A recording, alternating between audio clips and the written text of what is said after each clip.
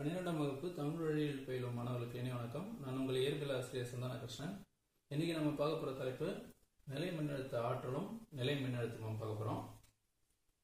போன வருஷம் 11ஆம் வகுப்புல நிலையாற்றல் அப்படின்னு ஒன்று பார்த்துருப்போம். அது இயக்கவியல்ல பார்த்தது. இப்ப அதை பத்தி ஒரு ரிவிஷன் பார்த்துக்கலாம். இப்ப இது ஒரு புவிப்பரப்பா எடுத்துக்கலாம். இதுல எம் நிறையுடைய ஒரு பொருள் இருக்கு. இப்ப இந்த எம் நிறையுடைய பொருளை நம்ம மேல உயர்த்தணும், ஒரு சீரான திசை வேகத்துல மேல தூக்கணும் அப்படின்னா நம்மளுக்கு ஒரு விசை தேவை. மேல அதை தூக்கிறதுக்கான ஒரு விசை தேவை.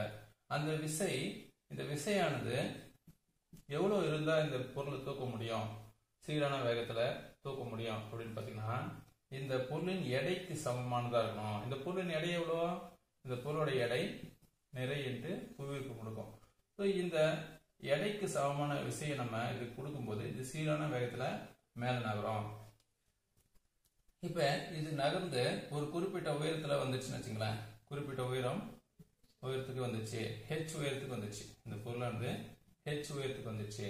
இப்ப இங்க செய்யப்பட்ட வேலை எவ்வளோ அப்படின்னு பாத்தீங்கன்னா, செய்யப்பட்ட வேலை விசை என்று இடப்பெயர்ச்சி அப்படின்னு எழுதுவோம். இதுதான் வந்து செய்யப்பட்ட வேலை, ஒர்க் அப்படின்னு சொல்லுவோம் இங்கிலீஷ்ல. இந்த ஒர்க் நம்ம எப்படி எழுதுவோம் அப்படின்னு பார்த்தீங்கன்னா mgh அப்படி எழுதுவோம். இந்த mghன்றது செய்யப்பட்ட வேலை. இதுவே அங்க அந்த பொருள் இருக்கிற சேமிக்கப்பட்ட நிலையாற்றல் அப்படின்னு பார்த்தோம். அதாவது வேலை என்பது என்ன அப்படின்னு பார்த்தீங்கன்னா, அந்த பொருளுடைய நிலையாற்றல் தான் இங்க வேலையா இருக்கு. வேலையை ஆற்றலாகவும் ஆற்றலை வேலையாகவும் மாற்ற முடியுன்றது நம்ம ஏற்கனவே பார்த்தது தான். இப்ப இதே மாதிரி கான்செப்ட் தான் நம்ம இங்க நிலை மின்னழுத்த ஆற்றலுக்கும், அதாவது மின்னூட்டங்களுக்கு இடையிலான நிலை ஆற்றலுக்கும் இதை நம்ம பயன்படுத்த போறோம். இப்ப பிளஸ் கியூ அப்படின்னு ஒரு மின்னோட்டத்தை எடுத்துக்கலாம். இது ஒரு நேர் மின்னோட்டம். இதை சுத்தி, இந்த மின்னோட்டத்தை சுத்தி மின்புலத்தை இது உருவாக்கும். நம்ம ஏற்கனவே பார்த்துருக்கோம், ஒரு புள்ளி மின்னோட்டத்தை சுற்றி மின்புலம் இருக்கும். இப்ப இதுல இருந்து ஒரு குறிப்பிட்ட தொலைவுல புள்ளிகளை நம்ம கருதலாம். இப்ப இங்க ஒரு புள்ளியை நான் எடுத்துக்கிறேன். இந்த புள்ளியை வந்து பி அப்படின்னு எடுத்துக்கிறேன். இந்த இடத்துல இருக்கிற புள்ளிய ஆர் அப்படின்னு எடுத்துக்கிறேன். இப்ப ஒரு நேர் மின்னோட்டம், ஒரு சிறிய சோதனை மின்னோட்டத்தை நான் எடுத்துக்கிறேன். அந்த சோதனை மின்னோட்டத்தை இந்த ஆர் புள்ளியில நான் வைக்கிறேன். இந்த சோதனை மின்னோட்டத்துக்கு Q டேஷ் அப்படின்னு பேர் கொடுக்குறேன். இந்த Q டேஷ் சோதனை மின்னோட்டமானது இந்த ஆர் புள்ளியிலிருந்து பி புள்ளிக்கு நகர்த்துறேன். அப்ப என்ன ஆகும்? அந்த Q டேஷ் ஒரு நேர் மின்னோட்டம், இந்த பிளஸ் Q ஒரு நேர் மின்னோட்டம், ஒரு விலக்கு விசை இருக்கும். அப்ப இந்த விலக்கு விசை எதிர்த்து நான் ஒரு விசையை கொடுத்தாதான் அந்த சோதனை மின்னோட்டம் ஆர்ல இருந்து பிக்கு வரும். அப்ப நான் ஒரு வெளிப்புற விசையை நான் கொடுக்கணும். வெளிப்புற விசையை கொடுத்து அது ஆர்ல இருந்து பி தொலைவுக்கு அதை நான் நகர்த்துறேன், ஒரு வேலை செய்யறேன். இந்த மாதிரி அந்த சோதனை மின்னோட்டத்தை ஒரு ஆர்ன்ற புள்ளியில இருந்து பி என்ற புள்ளிக்கு ஒரு விசையை செலுத்தி நான் சீரான வேகத்தில் நகர்த்துறேன் இல்லையா? இந்த வேலை தான் இங்க இருக்கிற நிலை மின்னழுத்த ஆற்றல். செய்யப்பட்ட வேலைக்கான சமன்பாடை நான் இங்க எழுதுறேன். W is equal to integral ஆர்ல இருந்து பி வரைக்கும் அந்த மின்துகளை நகர்த்துறேன். சோதனை மின்துகளை விசை, வெளிப்புற விசை எஃப் எக்ஸ்டர்னல் வெளிப்புற விசை, அப்புறம் இது எவ்வளவு தூரம் நகர்ந்திருக்கு, இது dr வெக்டர் அப்படி எடுத்துப்போம். இது ஒரு சிறிய மீச்சிறு இடப்பெயர்ச்சி. நான் கொடுத்த வெளிப்புற விசையெல்லாம் இருந்த மீச்சிறு இடப்பெயர்ச்சி. இந்த இன்டகிரேஷன் அப்ளை பண்ணும்போது என்ன ஆகும் அப்படின்னு பாத்தீங்கன்னா, இது ஆர்ல இருந்து பி வரைக்கும் அந்த சோதனை மின்துகளை நகர்த்தும் போது செய்யப்பட்ட மொத்த வேலைக்கு இது சமமாகும். இப்ப இந்த வெளிப்புற விசையின் மதிப்பு எவ்வளவு இருக்கும்? இந்த வெளிப்புற விசைன்றது என்ன அப்படின்னு பாத்தீங்கன்னா, இது இந்த மின்னோட்டம் Q மின்னோட்டம் அந்த Q டேஷ் மின்னோட்டத்தின் மீது செலுத்தும் விலக்கு விசைக்கு சமமா இருக்கும். அதுக்கு சமமான விசையை கொடுக்கும் போதுதான் அந்த மின்னோட்டத்தை இதை பிளஸ் Q நோக்கி நகர்த்த முடியும். அதை விட குறைவாக அந்த மின்னோட்டம் இதை நோக்கி நகராது. அதை விட அதிகமாகவும் கொடுக்க கூடாது. காரணம் என்னன்னு பாத்தீங்கன்னா, அது சீரான வேகத்தில் நகரணும். அதிகமான விசை கொடுத்தோம்னா அது வந்து அதனுடைய வேகம் அதிகமாகும், சீரான வேகத்தில் நகராது. அதனால இந்த வெளிப்புற விசையானது கூலும் விசைக்கு சமமா இருக்கும். எப்பயுமே கூலும் விசைக்கு சமமா இருக்கணும். கூலும் விசை விலக்கு விசை அந்த பக்கம் இந்த Q' இந்த பக்கம் விலக்கி தரலாம். ஆனா நம்ம அதுக்கு ஆப்போசிட்டா கொண்டு வரதால இந்த வெளிப்புற விசை கூலும் விசைக்கு எதிர் திசையில இருக்கு. இப்ப F வெளிப்புற விசைக்கு பதிலா F கூலுமை நம்ம மாத்தி எழுதிக்கலாம். இந்த 2 மின்னோட்டங்கள் ஒரு குறிப்பிட்ட இடைவெளியில பிரித்து வைக்கப்பட்டிருக்கும் போது இது மின்புலத்துக்குள்ள ரெண்டுமே இருக்கிறதால இது ரெண்டுத்துக்கு நடுவுல ஒரு நிலை மின்னழுத்த ஆற்றல் இருக்கும். இது 2 மின்னோட்டங்களும் இப்ப ஃபர்ஸ்ட் Q மற்றும் R. Q வந்து இந்த நிலையா இருக்கு. அந்த Q' சோதனை மின்னோட்டம் R என்ற புள்ளியில் இருக்கு. இப்ப இதுங்களுக்கு இந்த 2 மின்னோட்டங்களுக்கு இடையிலான நிலை மின்னழுத்த ஆற்றலை வந்து UR அப்படின்னு எடுத்துக்கலாம். UR நிலை மின்னழுத்த ஆற்றல். அந்த மின்னோட்டத்தை சோதனை மின்னோட்டத்தை P புள்ளிக்கு நகர்த்தினதுக்கு அப்புறம் இந்த நிலை மின்னழுத்த ஆற்றலோட மதிப்பு மாறி இருக்கும். அதாவது அதிகமாக இருக்கும். அதனுடைய மதிப்பு UP. அப்போ இந்த 2 மின்னோட்டங்களுக்கு இடையிலான நிலை மின்னழுத்த ஆற்றல் மதிப்பு UP அப்படின்னு எடுத்துக்கலாம். அப்ப இங்க நம்ம செய்யப்பட்ட வேலை அப்படின்றது என்னன்னு பாத்தீங்கன்னா, இந்த செய்யப்பட்ட வேலையானது இங்க நிலை மின்னழுத்த ஆற்றல் மாறுபாடா உருவாயிருக்கு. நிலை மின்னழுத்த ஆற்றல் மாறுபாடு உருவாயிருக்கு. இதுதான் நம்ம செய்யப்பட்ட வேலை. இந்த செய்யப்பட்ட வேலை நிலை மின்னழுத்த ஆற்றல்ல மாறுபாட்டை உருவாக்கி இருக்கு. இந்த நிலை மின்னழுத்த ஆற்றல் மாறுபாடு டெல்டா U அப்படின்னு எடுத்துக்கிறோம். அப்ப W தான் நம்ம டெல்டா U அப்படின்னு எழுதலாம். நிலை மின்னழுத்த ஆற்றல் மாறுபாடு delta U is equal to இந்த ஈக்குவேஷன் R ல இருந்து P வரைக்கும் நகர்த்துறோம். இங்க F வெளிப்புற விசைக்கு F கூலும் பயன்படுத்துறோம். இந்த கூலும் விசை எதுக்கு சமமா இருக்கும் அப்படின்னு பாத்தீங்கன்னா, இந்த சோதனை மின்துகள் அங்க இருக்கிற மின்புலம் இதுக்கு சமமா இருக்கும். F வெளிப்புற விசைக்கு மைனஸ் Q' E எடுத்துக்கலாம். Q' E vector into dr vector. இங்க மைனஸ் Q' வெளியெடுத்துடலாம். மைனஸ் Q' இன்டெகிரல் R ல இருந்து P வரைக்கும் E vector dot dr vector. இப்ப டெல்டா U அப்படி கண்டுபிடிச்சிருக்கோம் இல்லையா, இது என்னன்னு பாத்தீங்கன்னா Q' அப்படின்ற சோதனை மின்துகளை R ல இருந்து P க்கு நகர்த்தும் போது ஏற்பட்ட நிலை மின்னழுத்த மாறுபாடு. இந்த Q' மதிப்பு நம்மளுக்கு தெரியாது, மிகச்சிறிய மதிப்பு. இப்ப நாம கண்டுபிடிக்க வேண்டியது என்னன்னு பாத்தீங்கன்னா, ஓரலகு நேர்மின்னழுத்தத்தை நகர்த்தும் போது ஏற்பட்ட மின்னழுத்த ஆற்றல் மாறுபாடு பார்க்க போறோம். இது எப்படி கண்டுபிடிக்கலாம் அப்படின்னு பாத்தீங்கன்னா, இந்த நிலை மின்னழுத்த ஆற்றல் மாறுபாடு இருக்கு இல்லையா, அதை அந்த நகர்த்தின சோதனை மின்னழுத்தத்தை வகுத்துட்டோம்னா நம்மளுக்கு ஓரலகு நேர்மின்னழுத்தத்தை நகர்த்தும் போது ஏற்பட்ட ஆற்றல் மாறுபாடு கிடைக்கும். அப்படி சப்ஸ்டிட்யூட் பண்ணும்போது என்ன ஆகும் அப்படி பார்த்தீங்கன்னா, Q' integral R to P E vector dot dr vector divided by Q'. இந்த Q' கேன்சல் ஆகி நமக்கு கிடைக்கிறது integral R to P E vector dot dr vector அப்படி கிடைக்கும்.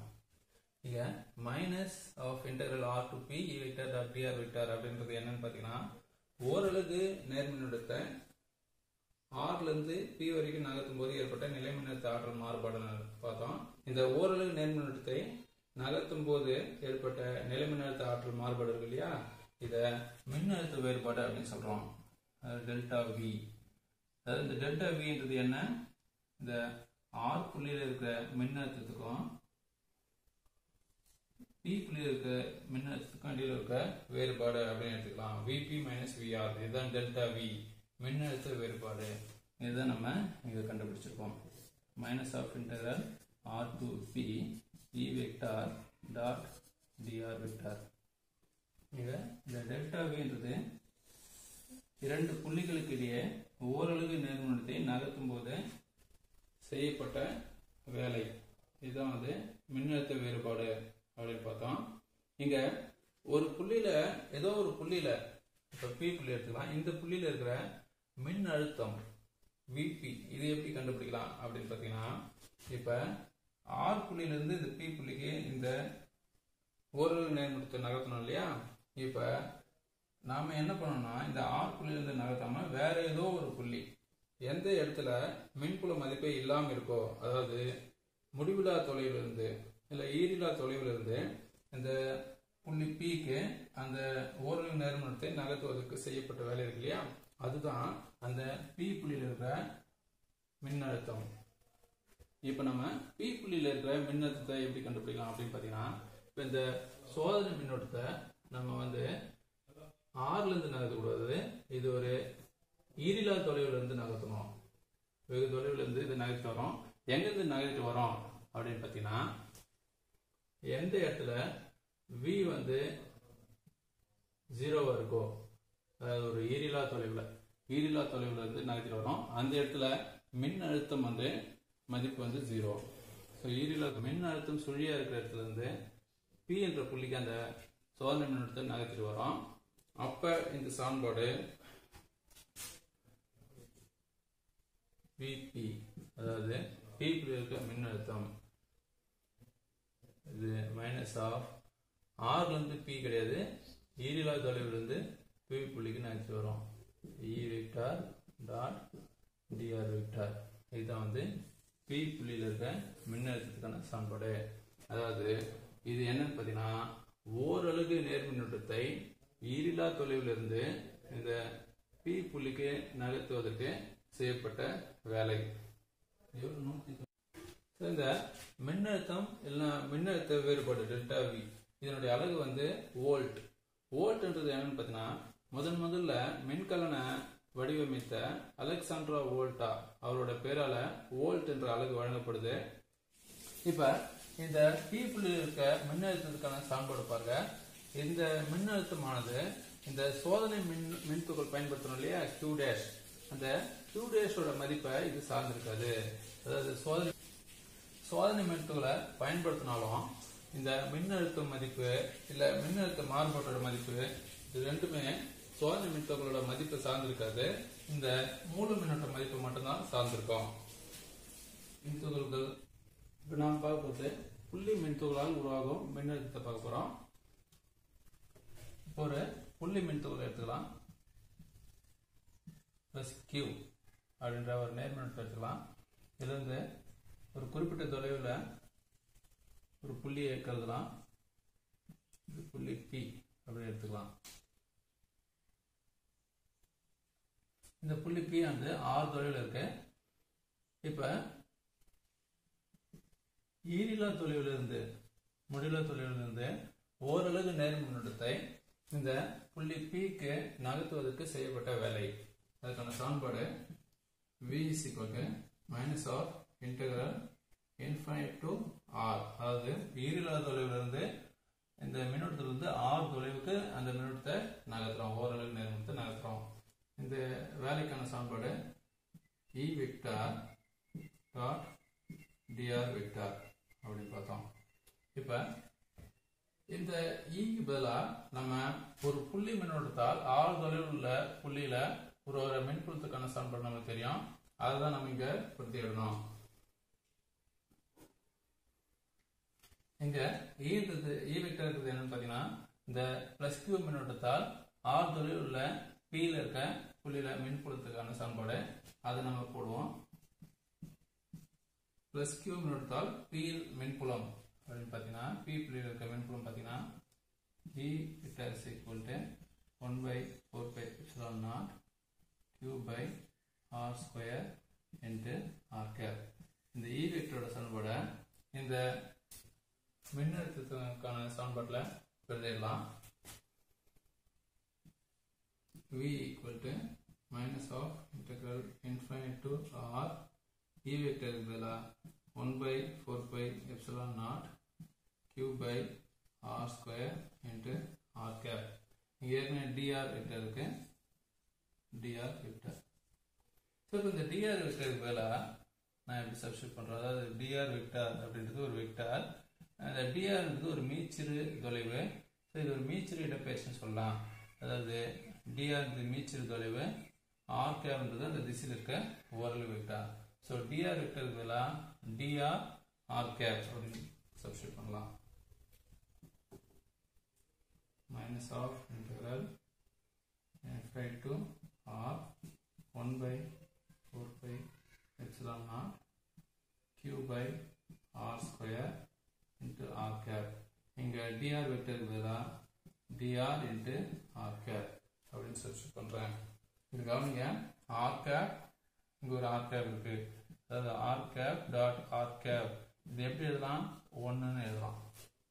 ஏற்கனவே பார்த்துருக்கோம் இல்லையா, ஓரளவு வெக்டர் ஒரே திசையில் அமைந்த ஓரளவு வெக்டர்களை நம்ம புள்ளி பெருக்க எடுக்கும்போது 1 கிடைக்கும். அதாவது i cap dot i cap is equal to 1ன்னு ஏற்கனவே பார்த்துருக்கோம் இல்லையா, அந்த மாதிரி தான். இப்போ இதில் எதுலாம் பொதுவாக இருக்கு பாருங்க, q by 4 pi epsilon naught பொதுவாக இருக்கு, அதை எல்லாத்தையும் வெளியே எடுத்துக்கலாம். Minus q divided by 4 pi epsilon naught இது வெளியே எடுத்துக்கலாம். integral infinite to r 1 by r square. இந்த r cap dot r cap ஒன்றாயிடும், dr மட்டும்தான் இருக்கும். இப்போ 1 by r square இன்டகிரேஷன் பண்ண என்ன ஆகும்? மைனஸ் 1 by r அப்படின்னு வரும். மைனஸ் 1 by r வரும். அப்புறம் லிமிட் இருக்கு, சப்ஸ்டிட்யூட் பண்ணோம். அப்பர் லிமிட் லோவர் லிமிட் ரெண்டுத்தையும் சப்ஸ்டிட்யூட் பண்ணோம். அப்படி சப்ஸ்டிட்யூட் பண்ணனா minus q by 4 pi epsilon naught இங்கே இன்டகிரேஷன் பண்ணதுக்கப்புறம் மைனஸ் 1 by r அப்படின்னு வரும். இது கீழே இருக்கிற லிமிட் பார்த்தீங்கன்னா இன்ஃபைனைட், மேலே இருக்கிறது r. சரி, இப்போ r சப்ஸ்டிட்யூட் பண்ணும்போது மைனஸ் 1 by r வரும். இன்ஃபைனைட் சப்ஸ்டிட்யூட் பண்ணும்போது மொத்தமாக 0 ஆகிடும். அப்போ நமக்கு இருக்கிற சமன்பாடு மைனஸ் மைனஸ் ப்ளஸ் ஆகிடும். v is equal to q இந்த பக்கம் எழுதிக்கலாம். v is equal to 1 by 4 pi epsilon naught q by r. இதுதான் ஒரு புள்ளி மின்னோட்டத்தால், qன்ற புள்ளி மின்னோட்டத்தால் r தொலைவில் இருக்கிற புள்ளியில உருவாகிற மின்னழுத்தத்துக்கான சமன்பாடு.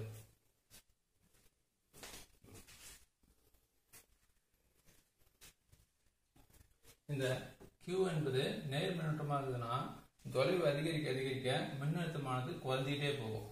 அதாவது இந்த சமன்பாடு படி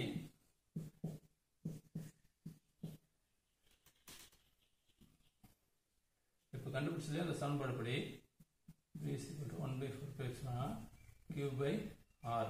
இந்த சமன்பாடு படி r ஆனது அதிகமாச்சுன்னா மின்னழுத்த மதிப்பு குறையும். இப்போ இதே எதிர்மின் துகளாக இருந்ததுன்னா, அதாவது இங்கே நம்ம எடுத்துக்கிட்ட மூல மின்னோட்டமானது எதிர்மின் துகளாக இருந்ததுன்னா இந்த தொலைவானது அதிகரிக்க அதிகரிக்க மின்னழுத்தமானது அதிகரிச்சுட்டே போகும். அதாவது இந்த இடத்துல மின்னழுத்த மதிப்பு minus 1 by 4 pi epsilon naught q by r அப்படின்னு வரும். அதாவது எதிர்மின் துகளுக்கு மின்னழுத்தமானது எதிர்குறியுடையதாக அமையும், நேர்மின் துகளுக்கு மின்னழுத்தமானது நேர்குறியுடையதாக அமையும். இப்ப நிறைய மின்னோட்டங்கள் இருந்ததுன்னா அந்த மின்னோட்டங்களால ஒரு புள்ளியில ஏதாவது ஒரு புள்ளியில இருக்க மின்னழுத்தத்தை எப்படி கண்டுபிடிக்கலாம்னு பார்ப்போம்.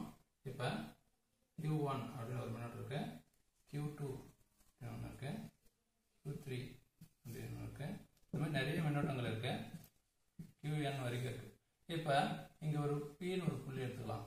இந்த p புள்ளியில இந்த எல்லா மின்னோட்டங்களாலும் செயல்படுற மின்னழுத்தத்தின் மதிப்பை கண்டுபிடிக்கலாம். எப்படி கண்டுபிடிக்கலாம் பார்ப்போம். இப்ப இந்த q1 மின்னோட்டம் இந்த p புள்ளியிலிருந்து r1 தொலைவிலையும், q2 மின்னோட்டம்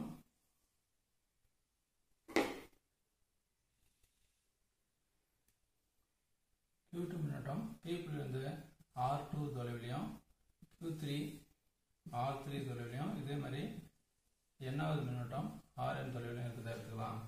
இப்ப p புள்ளியில இருக்கிற மின்னழுத்தத்தை எப்படி கண்டுபிடிக்கலாம் பார்த்தீங்கன்னா, ஒவ்வொரு மின்னோட்டத்தாலையும் அந்த புள்ளியில் இருக்கிற மின்னழுத்தத்தை கண்டுபிடிச்சு அது எல்லாத்தையும் கூட்டிக்கணும். இப்ப இந்த 1 by 4 pi epsilon naught நான் k போட்டுக்கிறேன். k ஓட மதிப்பு 1 by 4 pi epsilon naught நமக்கு தெரியும். அப்ப k into q1 by r1 இந்த புள்ளியில q1 மின்னோட்டத்தால் இருக்கிற மின்னழுத்தத்துக்கான சமன்பாடு. அதே மாதிரி q2 மின்னழுத்தத்தால் p புள்ளியில் இருக்கிற மின்னழுத்தத்துக்கான சமன்பாடு k into q2 by r2. இங்க q3 மின்னழுத்தத்தால p புள்ளியில் இருக்க மின்னழுத்தத்துக்கான சமன்பாடு k into q3 by r3. இதே மாதிரி எல்லா மின்னழுத்தத்துக்கும் நம்ம போடணும். கடைசியா இந்த q1 மின்னழுத்தத்தால p புள்ளியில் இருக்க மின்னழுத்தத்துக்கான சமன்பாடு k into qn by rn அப்படி சப்ஸ்டிட்யூட் பண்ணுவோம். எல்லாத்துலேயும் கே பொது வெளியே இருக்கிறதால அதை வெளியே எடுத்துக்கலாம். கே ஆனது கேவோட மதிப்பையும் நான் எழுதியிருக்கேன் 1/4πε0. இந்த Q1/R1 + Q2/R2 + Q3/R3 எல்லாத்தையும் எப்படி எழுதலாம் பார்த்தீங்கன்னா சம்மேஷன் i = 1 இருந்து n வரைக்கும் QI/RI. இது மாதிரி நம்ம ஏற்கனவே பார்த்துருக்கோம். அதாவது இந்த ஐக்கு பதிலாக 1 சப்ஸ்டியூட் பண்ணோம், அப்புறம் 2 3 4 n வரைக்கும் சப்ஸ்டியூட் பண்ணி எல்லாத்தையும் கூட்டிக்கணும். அதுதான் இதுக்கு அர்த்தம்.